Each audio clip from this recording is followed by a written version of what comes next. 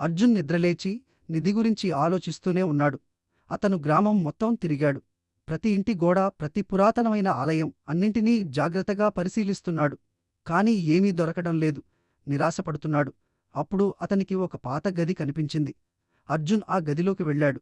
అక్కడ పాత బట్టలు, పుస్తకాలు, పెట్టెలు ఉన్నాయి. అన్నింటినీ పరిశీలిస్తున్నాడు.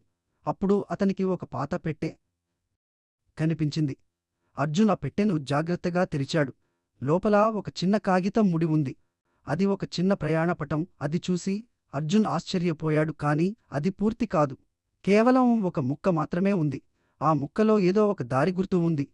అది నిధికి దారి చూపిస్తుందా అని అర్జున్ ఆలోచనలో పడ్డాడు. ఇప్పుడు తనకు నిధిని కనుగొనడానికి దారి దొరికిందని అతనికి అనిపించింది.